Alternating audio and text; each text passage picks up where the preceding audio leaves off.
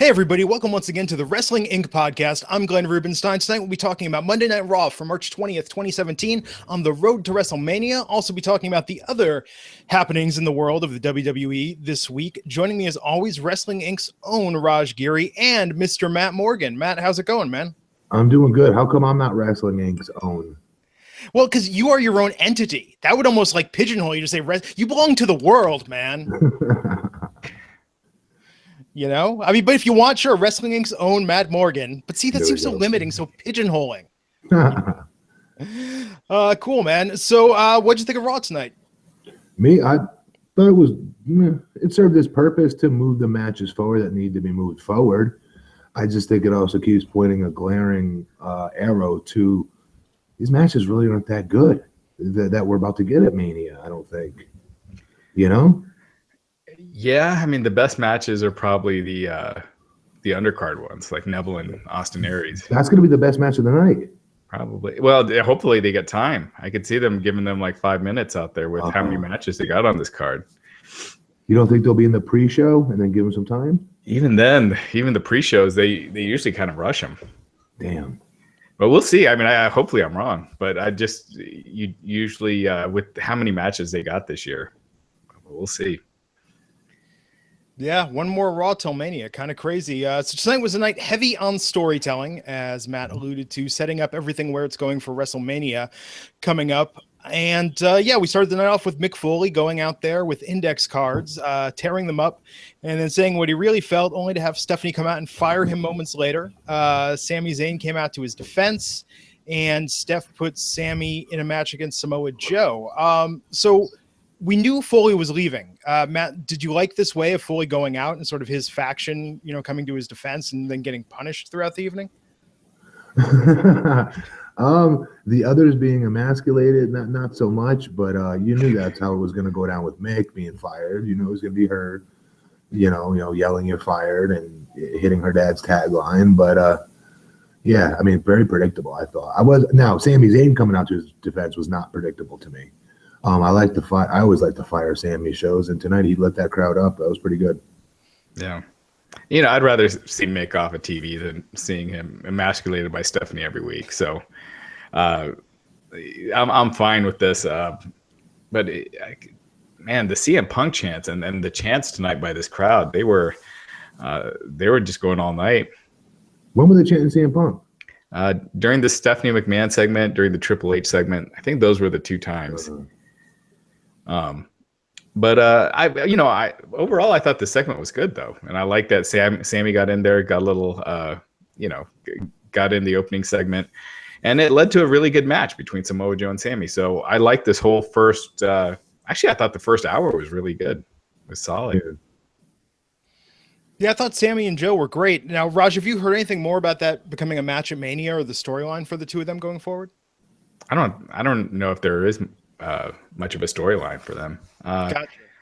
You know, again, I don't think Samoa Joe is going to have a match at Mania. If they do, Sami, I mean, they could do it, but he squashed Sami on Raw this week, beat him at the last pay-per-view, so it doesn't really make sense to do it at Mania. Didn't they start talking about those two having history together tonight, though? Yeah, they did. And I just thought they said it one too many times. Like you think it's leading to something? I mean, with 1 week, like really, you know, timing is horrible. But I just noticed they said it like 4 times. Yeah. And I was like, okay, we get it. You know, this isn't going anywhere, so why are you putting it out there? But whatever. Yeah. Yeah, if they're not going to end up in a feud by design, I feel like they're going to stumble into it with the way that they just keep having them intertwine, you know, and their paths cross. Yeah, I think Samoa Joe will probably be involved with that Triple H Seth Rollins, you know, unsanctioned fight.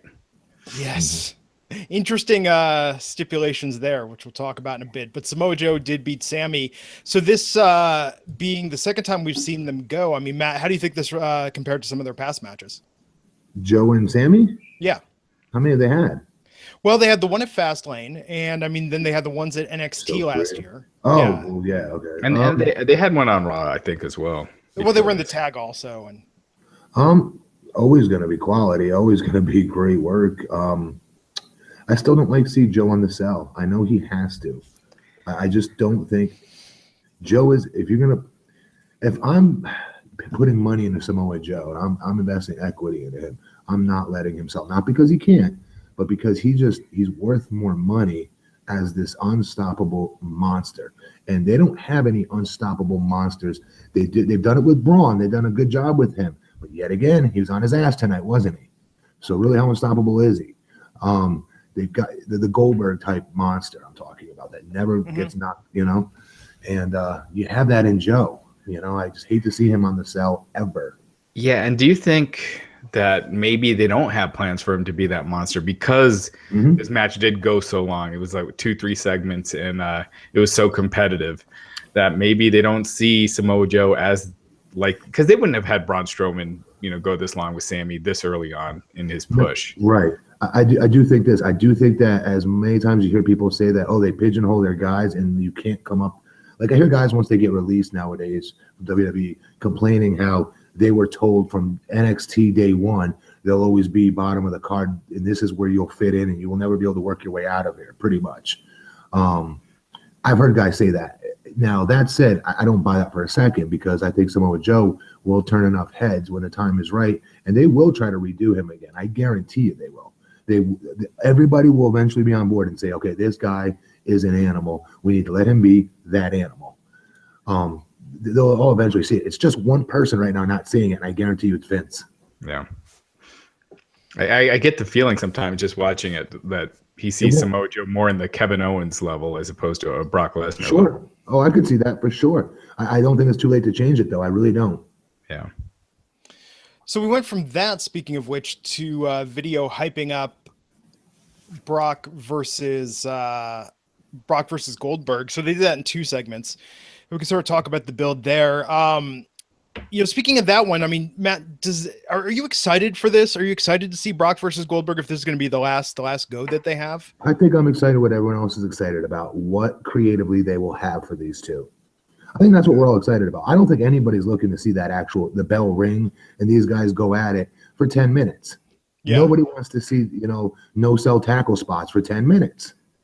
Yeah. You know, so I'm telling you right now, the crowd will shit all over that match within, I give them 5. If they go more than 5 minutes, the crowd will crap all over. I promise it. And it was interesting tonight. Someone on Twitter pointed out they use the terminology, they call it one of the main events at WrestleMania as opposed to the main event, which I think is subtly lowering people's expectations. Well, they do that every year. Yeah. They've been doing that for a while now. But I thought the video packages were really good. Like I thought it made it seem like you were seeing these 2 larger than life superstars. So in that sense, I thought it was really well done. Doesn't have the intrigue that their Survivor Series match had. And you know, part of that is it was WWE's booking decision to have these Goldberg matches go so short. But you know, as a fan, you naturally are inclined to believe like Goldberg can't have a long match, or you know, even a 10-minute. So I think if fans thought he could, they'd probably be more excited about it. I just go back to New York. I know Brock was leaving and think Goldberg was leaving as well. MSG WrestleMania 20. I still think that crowd would have crapped on that match to a degree because that's not their style of match, especially in New York. But at WrestleMania, you got to be able to go. And if you're in the main event, you better be able to go. And I just don't think those 2 guys together will be able to have that type of match. Yeah, I mean, I don't know. I just don't know what to expect from it. I don't know how good. So creatively, we're excited about it. The packages are slick, great. The packages don't make me like it anymore. Yeah. Yeah, I'm looking forward to it as a spectacle, not as a match. Yeah. Well, we'll see. We'll see what happens there. After that first package, we went to Sammy backstage saying goodbye to Mick. Mick went through, made his goodbyes with Cesaro and Sheamus, with Bayley. Triple H gave him the have a nice day before Foley left the building. And then we went from that to setting up the match for later in the night with Bayley and Nia Jax that was going to be coming. But we had the look at Seth Rollins and the rehab. So they've got it that he went back to rehab after that beatdown from Triple H last week, and really, you know, setting this up. I mean, I guess this is a good place to talk about it. I mean, Raj, I know we talked about this before, but how much of this is real and how much of this is for the story at this point? What do you mean?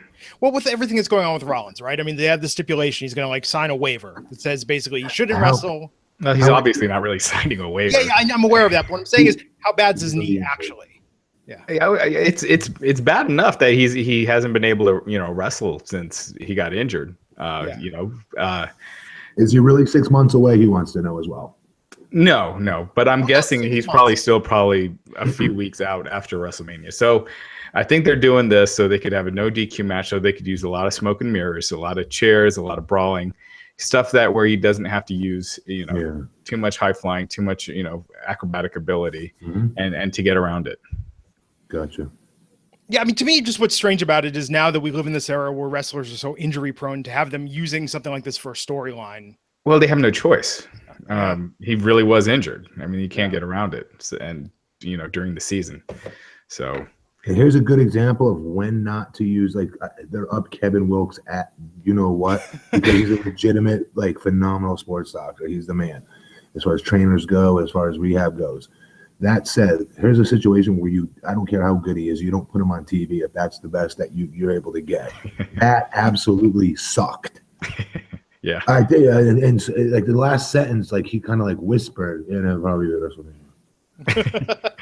Yeah, and it was kind of weird for him to be like, "Oh, no doctor would clear him. He's a few months away, but maybe he'll be at WrestleMania or something like that." It's like, what is that? What sense does that make? That's what I'm saying. That's what I'm saying is weird about all this. There used to be a line, like a clear... No, they always play real injury. This much though, you think? I mean, I don't know. Absolutely. This seems more. Especially the internet knows about the injury. Sure. Yeah. Yeah, I don't know. So we went from that to Charlotte versus Dana. So is this the beginning of something or the end of something? End of something. Yeah, that was their way to just end it quickly. So Dana's going to show up with Emma maybe after Mania, maybe sometime over the summer. She needs to show up in camp and get better because that was horrible. Yeah, that was definitely the low point of the night. And that's on her. I love her to death, but I don't know what's going on with her. I don't know how she's not improving. You guys go back and you watch that girl, her first 6 months at NXT. She was getting better every single week. She was somebody I was saying she's going to be a top girl's name when the day comes and she gets called up. That's how confident I was in her.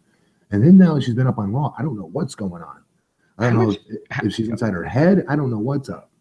Yeah, that's what I want to ask you, Matt. How much does that self-esteem matter? Like immensely. Yeah, how much can it just hurt your progress? It'd kill it. It killed mine. It ate mine alive when I was doing my stuttering character. Not because of the stuttering character being shitty, but because I have different episodes with different guys, different veterans, as far as guys being pricks and me wanting to break their faces open but not being allowed to because I'd be fired for it, kind of a thing, and me just having to shut up and grin and bear it and be a good little soldier, happy to be here, happy to have a job, that crap. It would get to you. It would absolutely get to you. And once that bell sound, though, that for me, I was luckily able to concentrate on what I needed to concentrate on. It's just those other 23 hours of the day where you want to jump off a bridge because you hate these mother fletchers.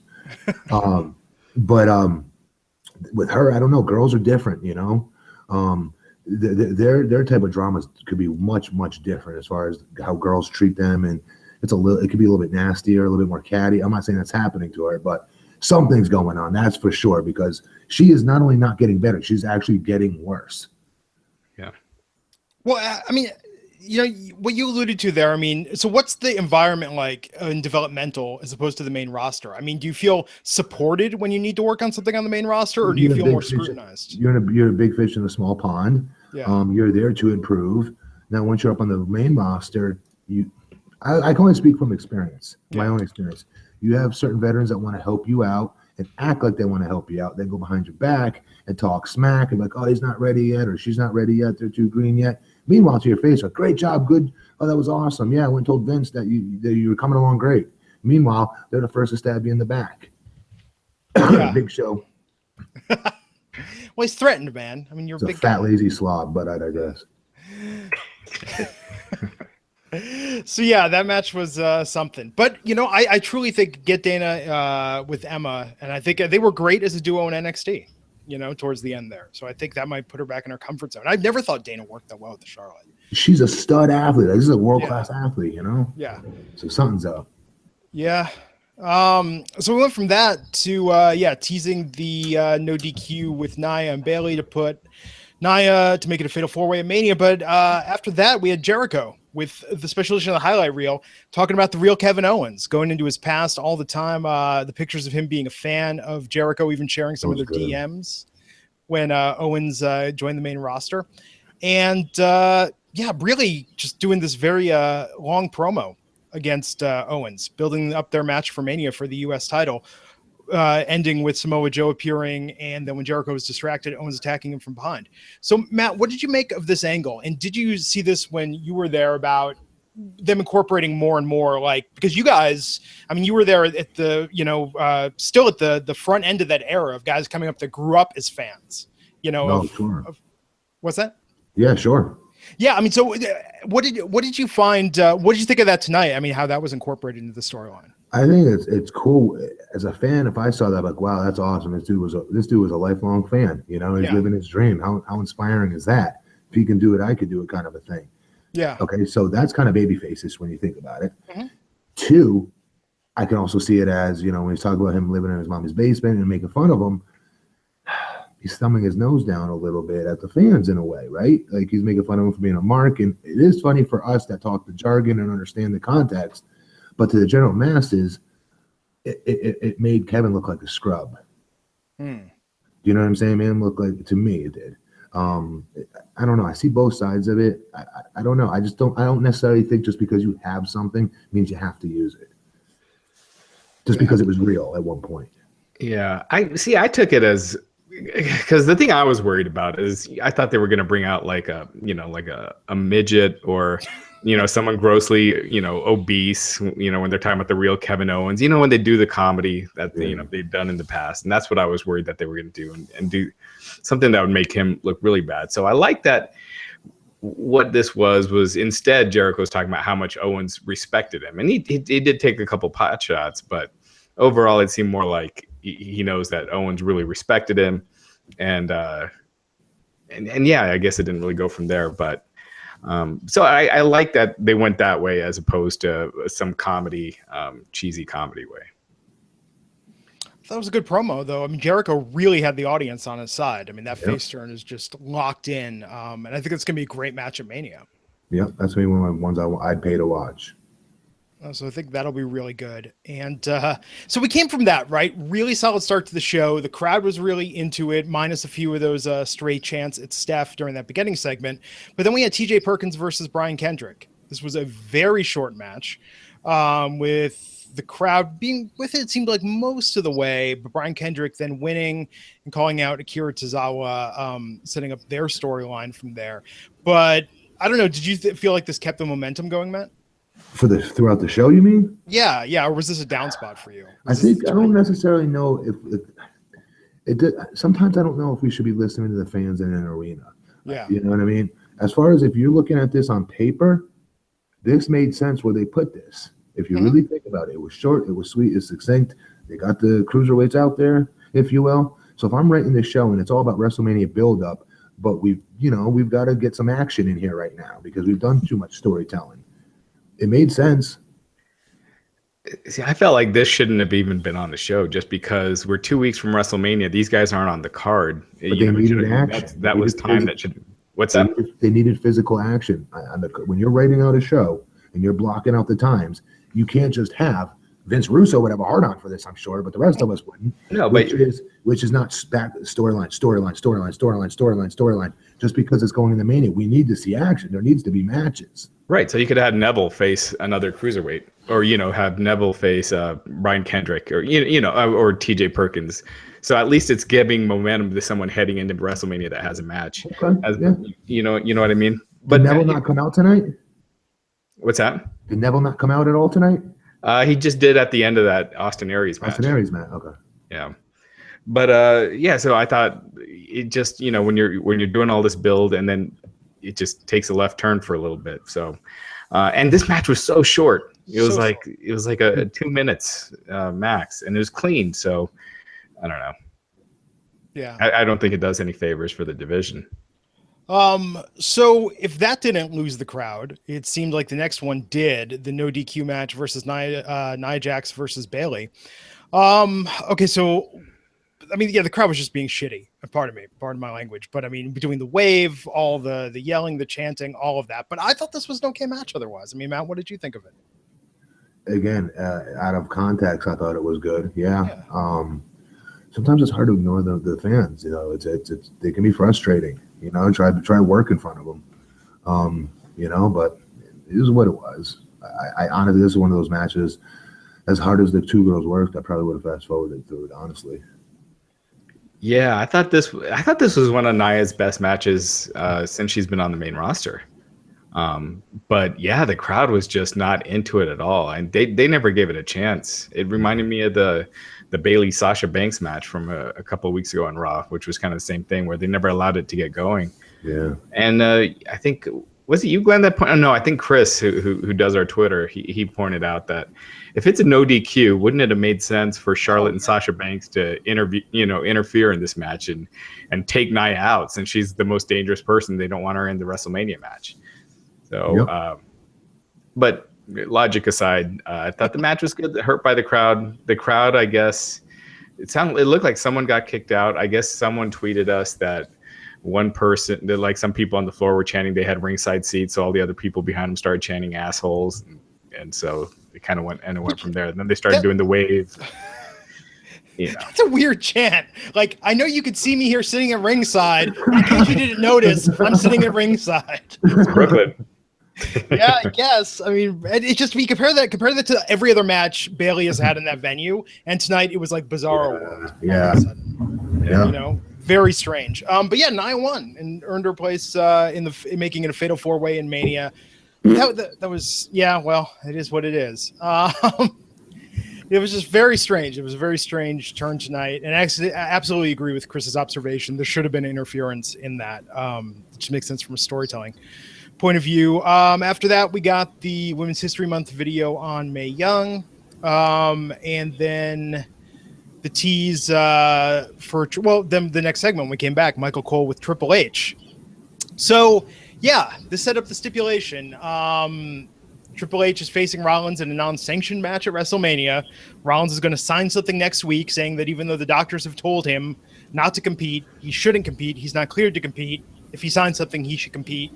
I tweeted the joke online. Everyone made the same joke. I'm sure Daniel Bryan would be very interested if that's the new policy going forward. But yeah, I mean, very interesting setup to this. So it looks like it's happening. Raj, you're saying smoke and mirrors. Matt, do you think this is going to be a good match at Mania, or it's going to be so convoluted in how they pull it off that it's going to be tough to really get into? I don't. Anything with Hunter in it, honestly, I hate the freaking blows. You know, it's not like I'm dick riding him here, but it's the truth. Anything that dude's associated with is money to me. You know, think of his other street fights have always been what's the word? Stories are extremely well carried out. He worked with Undertaker when Taker was first starting to get really banged up with his hips, remember? And he plays together a lot of cool, exciting spots in that match that absolutely needed to happen. And I know it was Hunter that did that. I think it will be good because of the pieces involved. I wish it was just a straight up match because it would be ridiculous. Like that would be the number one match I'd probably pay to see next to Owens and Jericho, I think. Yeah. You know, but because of the street fight, I still think it'll be good. I think it'll surprise a lot of people. Yeah, sometimes these matches can turn out way better than you think. You guys remember Roddy Piper and Goldust? It was like, I forget which WrestleMania it was, but they had that where it started in the back. It was like a Hollywood backlot brawl. Backlot brawl, yep. They had the white Bronco and everything. But Seth that was way better than you would have expected. Sorry, Seth will make a big dive. He'll hurt his knee even more. There'll be things in here that will get the crowd excited. Yeah.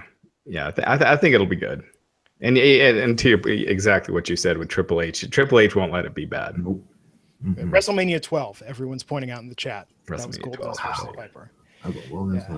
Amazing. Yeah, I was thinking about that today with the Y2J thing, and I was like, they're referencing something, the Y2J reference. It's an 18-year-old reference now with the Y2K buildup. I mean, that's what it was originally a playoff of. I mean, it's just crazy to me how these things take on a life of their own. So yeah, man. So after that handicap match, Did we Cesaro. did the New Day segment? Did that happen yet? Not no, it's coming up. Okay, gotcha. Yeah, talk about that. But first, handicap match: Cesaro and Sheamus being punished for their loyalty to Mick Foley by Steph in a handicap match against Luke Gallows, Carl Anderson, Enzo, and Big Cass. I'm just gonna say this was quick. This was strangely quick how it worked. Yeah, Cesaro and Sheamus got the win. Like pinned Anderson. I mean, this lasted what, maybe like a minute? This was so fast. Yeah, I mean, it was they were being smart, in storyline. So getting rid of Enzo and Cass and then quickly trying to end the match. So, per the stip, it made sense. But man, I don't know. Did you guys watch that Southpaw regional wrestling? Love it. I love that.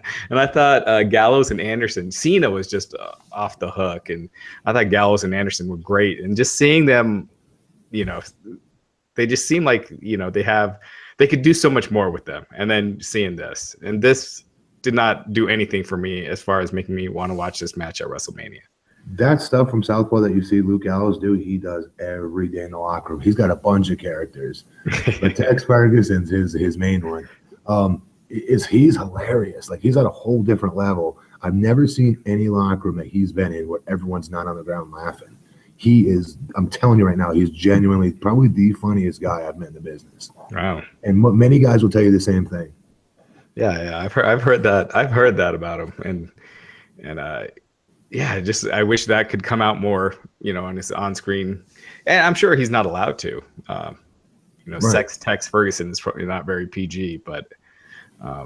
Did you see the episode? I'm sorry, but did you see the episode of Southpaw when he kept getting more injuries? Like blinded in both eyes, and Freddie Blassie found him. I was dying. That was great. Or he's yelling in his ear.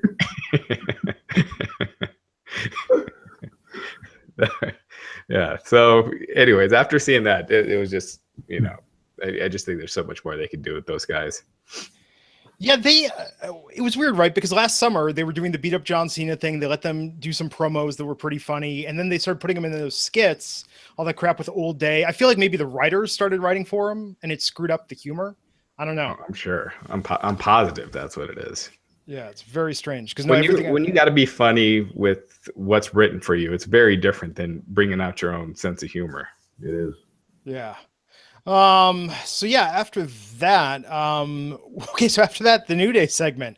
How do we describe this, Raj? The little joke at the beginning there. No one thought New Day was even going to be on TV tonight. I actually missed the joke in the beginning. What was when they both looked at Xavier and what's his name? Big E goes, "You got something you want to share? You got something you want to say?" I missed that part. That's pretty funny. It's smart putting him backstage. Because, earlier in the night, people were making chants. They were chanting. We just couldn't hear it. Yeah. They were like turning down the audience mic and stuff. But before the show, the crowd was chanting like Maddox rocks to New Day rocks, and they were chanting "We want Paige." I think that was during the Dana Brooke match. They were chanting "We want Paige." So it was smart having these guys backstage. Yeah. Yeah, I'm really surprised they put him on TV tonight, but good for them. I mean, it worked out okay. But yeah, they just did a promo, really hyping up Mania, the matches they're excited to see. I thought it was a nice change of pace where they had to get for a second and start hyping SmackDown, because all of a sudden it was interesting to get their perspective on it. But how do you think it's going to work with them being the hosts of Mania? I mean, Matt, does that horrible? Yeah, horribly bad. I thought tonight's was horribly bad. They did a good job with I know what was given to them written, but. No, I don't. The wrestler should not be the host of WrestleMania. Yeah, it's corny. It's so corny. I don't. No offense to them. I like them all. They're all super talented as crap. I'm not just saying that they'll smoke up their ass. It's the truth. But they should not be doing this. They should be taking a hiatus and not doing anything and coming back with something new, separately, together, something. But take 6 months off TV. Unless this leads to the Hardys coming in. Then what? They have a feud with the Hardys. But that would be a big that would be a big way to make this all worth it if it was a way to that the Hardys interrupt. Yeah, at Mania. Oh, okay, that's different. And then they just take bumps for the Hardys, fine. Yeah. But not in an angle. I mean, New Day has jumped the shark big time. I mean, who else are the Hardys going to wrestle? That's why they're not there. I mean, they're not there, are they? And they're probably not going to get the money they want to make because they don't have anybody to give them to work. Yeah. I mean, it Although sounds. you still sign Jeff Hardy, I don't give a crap what it is. You give him as much money as you need. Jeff Hardy gets reaction everywhere that dude goes. Yeah. You got to wonder if WWE, how interested they would be in Matt Hardy without the broken character. Because, Impact, a lot of people are giving Impact crap, but WWE would have done the exact same thing. There's just no way they'd let Undertaker go and use the Undertaker gimmick somewhere, regardless of how much he put into it, how much of it was his idea. If Undertaker came up with it, it doesn't matter. Right. They would protect their. I don't see WWE, even if they were able to take it, I don't see them using that character at all. No way. Yeah. They didn't create it. Yeah. Mm-hmm. Yeah. Okay, so we're going to talk about in a second Austin Aries versus Tony Nese, and then the main event, Braun Strowman versus Roman Reigns, and other WWE news this week. But first, I want to take a moment, thank the sponsor of this episode, DDP Yoga. First, talk about it. You saw Mick Foley tonight looking just trim compared to how he used to look. You saw Chris Jericho. These are guys that have benefited immensely from DDPY, DDP Yoga. And right now, we have a special deal. You can get the DDPY DVDs for 25% off plus 3 months of full access to the DDP Yoga Now app. Or if you're digital only, you can get the DDP Yoga Now app for 25% off. Also, you can get a Max or Combo Pack at 25% off. Get 50% off the second one. Go to our link, sign up at ddpyoga.com/wrestling inc. Yeah, you've heard us talk about it. March is almost over. There are so many people. We hear about it from the fans of this podcast. We see it on Twitter. I see it on Reddit all the time. People want to know, does DDP Yoga work? And everyone that has gotten it and stuck with it says they are in the best shape of their lives. Their flexibility is off the charts, and they have just been able to really take control of things, not only with their DDP yoga routines, but also with their eating, with their motivation, just with staying on track. They've tried other stuff that hasn't worked for them, but DDP Yoga has. So again, head on over to ddpyoga.com/wrestling inc to take advantage of our deals. And we want to congratulate Diamond Dallas Page being part of the 2017 WWE Hall of Fame class, going to be inducted coming up now, just in a little over a week. That's ddpyoga.com/wrestling inc. And we thank them for sponsoring the show. So let's talk about this Austin Aries versus Tony Nese. So this match went by relatively fast, but then after that we had Aries, his interaction with Neville, further setting that up. So, I mean, I felt like this was, really building things towards their feud, towards their match they have coming up. What did you think of this match, Matt? I thought it was great. Yeah. I thought it was exactly what Austin needed.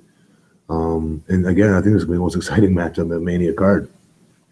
It seems like they consider Tony Nese to kind of be Neville light, because anytime someone's facing Neville, they face Tony Nese the week before. I wish they took him more seriously. I think Tony Nese could be a big player in that division. Yeah. If they started introducing more tag teams and stuff, I could see him, teaming with somebody too, because he's not the most charismatic guy, at least so far. Guess what? None of them need to be, because they don't get any mic time anyway. Right. Yeah, exactly. We just know Austin Aries is because we know his history. We all know about him before he came here. Right. I thought Aries was great in this, but the crowd was quiet in this match. Aries was really trying to get him into it, and it was working. They were definitely more into it by the end. Yeah, but I loved the face-off between Neville and Aries after that. That was a great showcase for both of them. After that, we had the second part. We had the vignette for Emma's return. Hard to even say with a straight face. The second video, Lesnar versus Goldberg, which we talked about earlier, the build-up there. And then Braun Strowman versus Roman Reigns. So how did you think this compared to what they did before? And what did you make of Undertaker interrupting it at the end, Matt? Good. Obviously, the crowd was dying to see him. But I still don't know what Taker's face was, right? Right before, it was a really small little detail, and actually just click now. He chokeslams Strowman at the end, right? And he's, watching him roll out of the ring, and you could see him be like, oh, crap. I took my eyes off the prize for half a second, turns around and eats the spear. Those are those small little details that it's just, God, like you can't write it. You cannot, there's no writer that will be able to write that. I wouldn't have thought of that. Like, dude, he's just so goddamn good. Do you think Taker was selling at the end of that when, after being hit with the spear? Because they weren't turning the camera to him. They're like kept it on Reigns. Because you could see like Taker starting to get up and didn't, and then, they're quickly cut back to Reigns. And I couldn't tell if that was Taker just selling or if it was because he's got, a bad hip and he's going to require surgery at some point. His new thing I've noticed since the last 3 years, is when it's time for him to sell, he's selling. Even when he's up, he's still selling. I don't know if that's legit or not. I just noticed he's been doing it a lot with all of his WrestleMania opponents. Even when he's on top, even when he just hit something vicious on somebody, he's immediately back holding something, even though raising his hand in the air. I still thought it took him as dead man as the Phenom when he stood up and did his whole thing. I bought into that. Yeah. That Roman's in trouble. Yeah, and it's extra trouble because if Taker's not on next week, you use the WWE math, and it's Taker getting the revenge at WrestleMania, right? There's no way. I don't know. I don't want to say there's no way because they love Roman. It would be Taker winning if you went with WWE math. Because I'm not going with their math. Yeah, right. But no, Reigns took out Taker here, so Undertaker gets the last laugh. Strowman, by the way, a WrestleMania win versus Undertaker for the next big man incarnate, Braun Strowman. That would have been way better. Yeah. You remember we were looking back, we're like, oh, why'd they give it to Brock? Remember when Taker finally lost? Like there's so many younger guys that really could have used that rub. And the way it's always been, Taker always had a thing where he's always trying to put over the next big guy. Kane, millions of others after that just didn't last. None of them were ever the guy. He's been looking forever for that big guy to put over. And I think Braun might be that dude. I don't know yet. And that would have been cool. I think it would have been a lot better than Roman going over. Can you imagine if Roman goes over against Undertaker? That WrestleMania crowd will light that building on fire and they will riot. Unless they turn him heel, like we've said before during the match. I think that would change a lot of perceptions of what can he do during the match to make himself turn heel. Like start swinging chairs on him. Yeah, start swinging chairs. Beat him down after. Yeah. And when he's done, just spits on him, cuts a promo. He needs to cut a promo for sure. I'll get behind. Yeah, if he does a promo, a world beater, F all of you guys. I've been dying for years to say this, but because they've been signing my check, I've shut my mouth. But screw that. Now he's be the Undertaker. I write my own check. And guess what? F each and every one of you. You know, I don't know. Something to that effect where he just unloads on these fans. They need to be unloaded on. That would be awesome. That would be the high point of 2017, perhaps. I love that. Yeah. That would be something. How tempting was it ever, Matt, just to shoot in the ring? Just when you're having a bad night, the fans are being assholes. Oh, bro, every night. Yeah, I would think. I'm surprised more careers aren't ended by things like that, or perhaps made by moments like that. But overall, man, so we got one more Raw till Mania. So your final grade on tonight's episode. Go, Raj. You go first. I'll give it a solid B. I thought it was a good show. Even a B plus. B. I was gonna say B minus. He moved it up, so I'll give it a B. An unsolid B, a very soft B.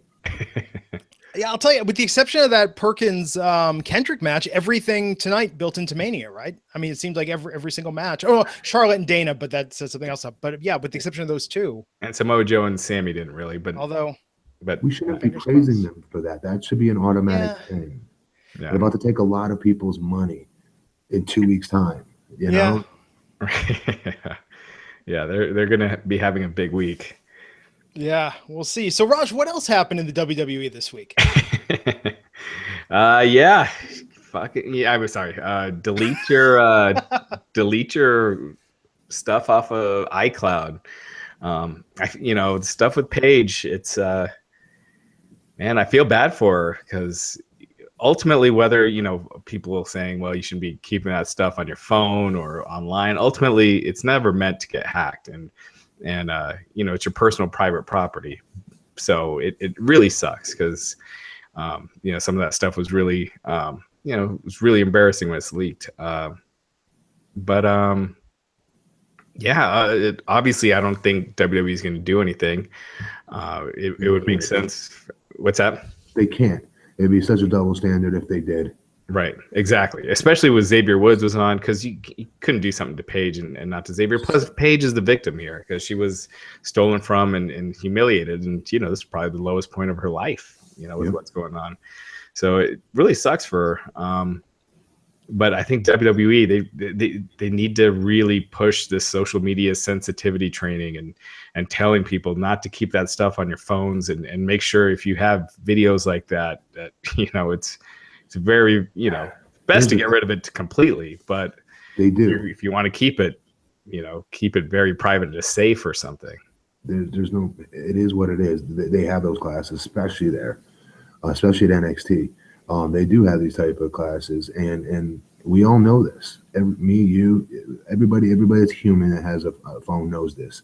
I'm not defending anything, but yeah, I am. I think it's an incredibly personal thing that some scumbag, went in to hack and do whatever the hell happened, and you can delete that stuff, and it's still somehow, on your shit. So if you're somebody that's really worried about that stuff, you go to the store, go somewhere. Get a new phone. There's ways you can do it, but it's a shame. It's a shame because that was something that was incredibly personal. I wouldn't say embarrassing because everybody's into different crap. I don't care who you are. I meant embarrassing that it got out. Oh yeah, well, yeah, but not the whatever people do is the content of it, right? I just say it's like you said, it's a shame, and she's actually really. I'm not gonna get in trouble. She's an incredibly humble girl, super down to earth. The exact thing that division needs is somebody that's different, and that is her in spades. And again, it'll be a huge double standard between Seth Rollins, between Tom Phillips, and others that this exact situation is happening with. Hulk Hogan, well, they did do something about that, right? Or no, I wasn't on that. And then the rumors that he'll be coming back soon. So you can't be bringing him back when you do something to. No, and especially because she's, again, it's different. She is a female, and she was the one that was attacked here, and it's a shame, But hopefully, this too will pass and blow over, and it'll be yesterday's news. When's the last time anybody talked about Seth Rollins? Right. And it's just the way the world works. It'll be the next big story 2 weeks, 3 weeks from now. Yeah. Do you think this would affect that movie that they're doing? The Rock's production company. Ooh, I didn't even think of that. I don't see why. I think that'd be part of her story. I really do. I don't think they'll make any edits to the movie because of it. But what I'm saying is, it's authentic, right? I mean, you don't think they'd call it off, though? No, I don't. Not at all. Yeah, that would be a huge. Or postpone it. Maybe. But with films, that's so common anyhow, though. Stuff gets shot and then not released for a long time, so who knows there. Matt, can you just walk us through an overview? I mean, when you were there, obviously, it was sort of the early stages of social media. But, I mean, I know like with the NBA, right? For NBA players, they have boot camp. They talk to them about everything from hookups to how you conduct yourself publicly, how to behave, how to protect yourself against potential liability. Well, I'll tell you right now, when I was there, WWE didn't have any of that. Right. You were just I left WWE in 2005. Yeah. So it wasn't a big deal then. But since then, like even when I was at TNA, like you are up to date as to what we're all grown ass adults. We know what we're supposed to be doing. We know what we're not supposed to be doing. It's that simple. And when you put stuff out there that's private in your own phone, you should be safe with that. I don't think that's right. That just because you're hacked that you should be, blamed and vilified. Like, oh, how could you be so stupid to leave that? Well, because we all have that. It might happen to him or her, but it won't happen to me, kind of thing. It's just the way it is. I think I really do. But the only way, I think we all know this. The only way to not let that happen is don't do it.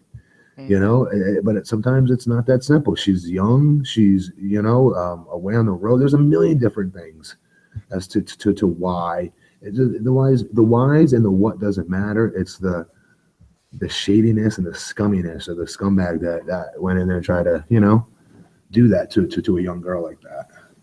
Yeah, put her shit on blast like that.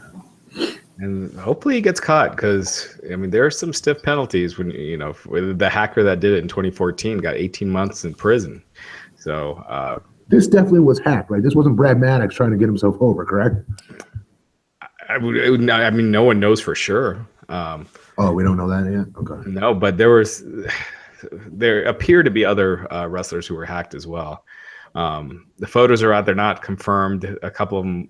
Several of them look real, but it's not confirmed. And so we're not naming names, but there's so many phony ones out there. I remember when I was WWE, there was like this, it's still out there. There's like this horribly superimposed versions of me. And it's just like, it's not even close. It's not even my legs. It's brutal.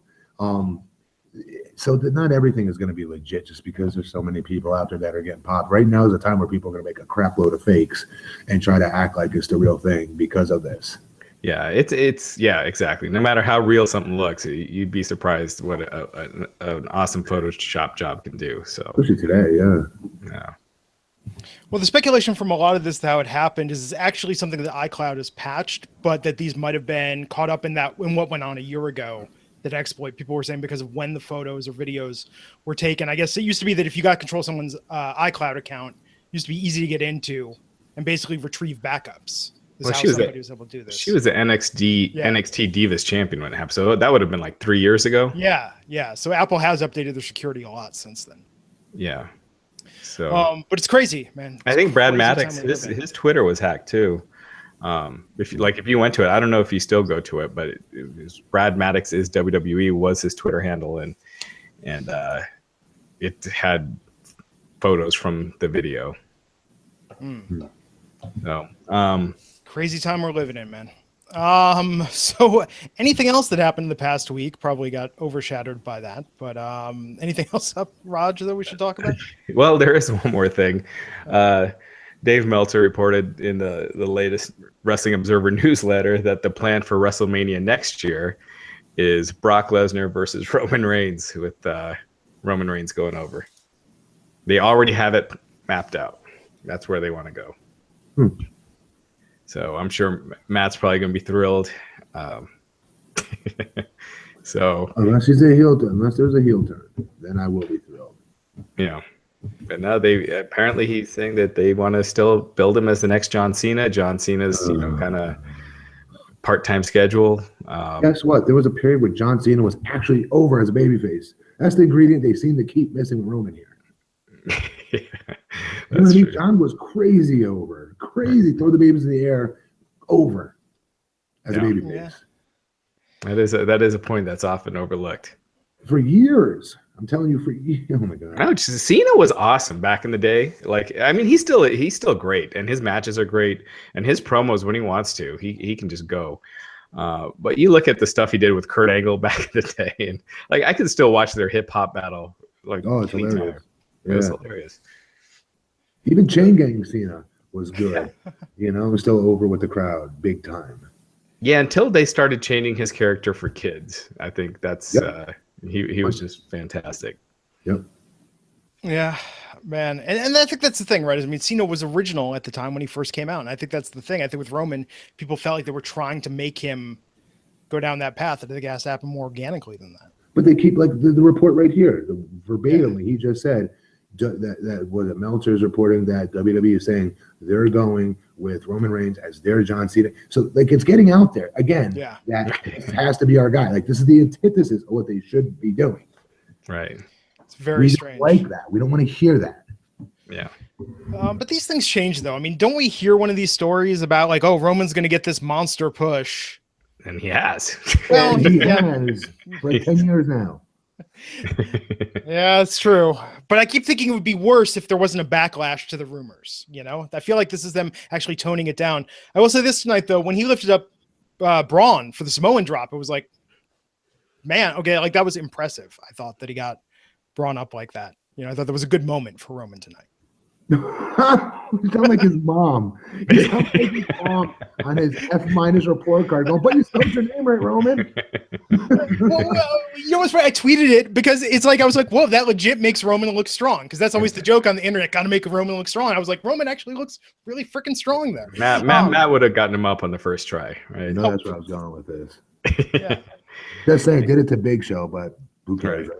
And granted, look, I know chokeslam, the guy jumps up to to take it, but when you have this impressive feat, on TV, it looked very impressive when Roman did it, and then have an Undertaker chokeslam Braun kind of took away from that. Braun got up for that. Braun took a hell of a chokeslam. You can tell Braun, even though the storyline when he backed out of the ring last time Taker was in there, you can tell he respects Taker, and I know everyone does. In real life, of course, dude. Of course. Everybody does.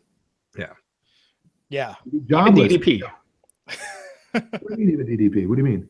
Well, Taker kind of sabotaged that WWE run. I always forget that. Yeah. That sucks. I was hoping that was a pretty cool angle, actually. At first, they could have done so much more with it, but they ended up making DDP look like a putz. I was just excited that another WCW guy I liked that was on TV. Yeah, the WWE TV. To that time, it was still a big deal. Like when somebody would show up. Yeah. And I talked with DDP a few days ago, and we got the interview coming up this week. And he says, like, the WWE run being what it was led to all this other stuff that happened in his life. So it's like the best thing that could have happened to him. His character was his positive Paige thing, right? Yeah, that, and not staying in for a long time and being able to move on and do this business and start DDPY. It really worked out. Cool, man. We'll look out for that interview. Before we take it home here, Matt, anything you want to plug? Do I want to plug anything? No, go to my Instagram account and see how friggin' jacked I am. I think that's what you guys all should do. At BP Matt Morgan, I posted some pretty sweet pictures of my back posing tonight. You guys will be pretty impressed. 50% of me being serious, by the way. Someone sent me a video of you. Is it on your Instagram or working out at the team dojo? Yeah, Team Vision dojo in Florida yesterday. Yeah. Trying to work off some rust. I got some serious ring rust, so I look like $1 million, but it don't matter as far as ring cardio goes. You got to get in the ring and do blow up drills and crap like that. So I posted a couple pictures from it because it's a good dojo. It's downtown Orlando. Guy took some crazy sick bumps for me. Yeah. So awesome. Nice. Everybody check that out. And look for on the Wrestling Inc. website coming up, Raj's interview with DDP, talking about the Hall and Medusa. I talked to Medusa too. She's freaking hilarious. So that one went way longer than we expected. It was supposed to be 30 minutes, it went an hour and a half. Nice, so man. It'll take a little bit to transcribe. Cool. So Raj and I will be back here. What's that? I have such a crush on Medusa.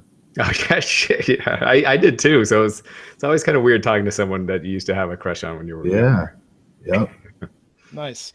And Raj and I will be back on Wednesday to talk about SmackDown Live and that build up to Mania. So be sure to join us then at 12 noon Eastern. And we'll be back here with Matt next Monday talking about the Go Home show, the Go Home Raw for Mania. So until next time, everybody, I'm Glenn Rubenstein, and we'll see you back here on the Wrestling Inc. podcast. Take care.